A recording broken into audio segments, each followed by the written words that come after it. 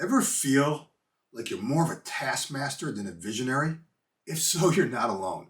The problem isn't you, it's misalignment. Let me remind you of one simple fact. Your team needs a leader. Today I'm diving into why too many leaders are playing small and what you can do to reclaim your true role. Let's dive in. Many C-level executives find themselves entangled in the smallest details.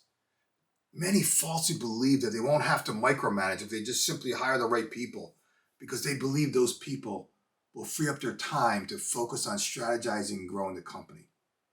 Let me drop a truth bomb right out of the gate. Hiring the right people won't get you out of the weeds. You need to become the leader who can get the right people to do the right things. I want you to reflect on these questions. Are your people doing the right things? Do you trust your leaders to handle crucial tasks? Is your vision being communicated throughout the business in the way that you want? Are you putting your trust in the wrong people? Are you role modeling and mentoring the right people? Are any of your critical leaders at risk? And how would your culture be impacted if some of your best people left? Who are your emerging leaders and who's developing them? We should talk. If the answer to any of those questions I just mentioned is yes, follow the link below if you're interested in having a conversation. In the meantime, let me drop another truth bomb. You need your mid-level leaders to think like leaders.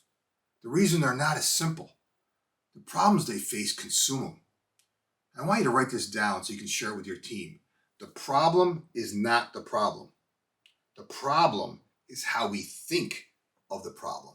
See, this is the primary driver that forces senior leaders like yourself back into the weeds of having to micromanage and solve everything. You need to stop playing small. You need to start teaching your leaders to think differently about their problems. Teach them to see things as they are, not better or worse than they are. For you to get out of the weeds, they need to resist the temptation to judge something as good or bad. The situation is what it is. See, I've seen too many leaders spend all their energy on why a specific problem is just so bad, why they will lose a client, or how could this have happened in the first place, which is the classic blame game. This does absolutely nothing to solve the problem and move the business forward, which is why you end up back in the weeds as the chief firefighter. Didn't fight your way to the C-suite to get stuck in the mud of micromanagement. Teach your leaders to redirect their energy to actually solving the problem. See, solving problems is what leaders are paid to do. The more problems they solve, the more freedom that you get to focus on the things that you love to work on, the things you're good at, and oh, by the way, the things that the business needs you to do.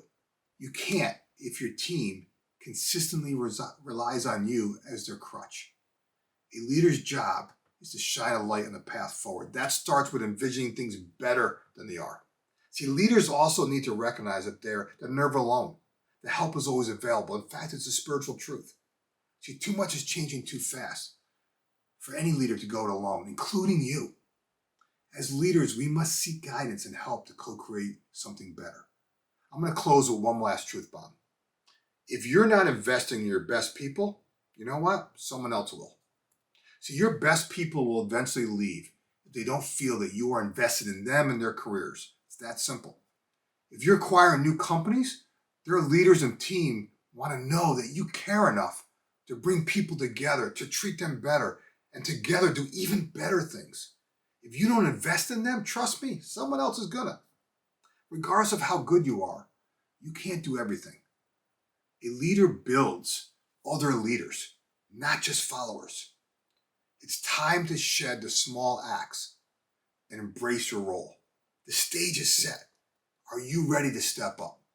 Follow the link below and let's have an exploratory conversation. I promise I'll give you some ideas that you can leverage immediately. The link is in the description if you're interested. If you're not ready yet, hey, that's cool too. Let me at least buy you a copy of my book, Freedom to Experiment: How to Ignite a New Level of Energy, Focus, and Momentum in Yourself and Your Team. Follow the link in the description and I'll personally sign a copy for you.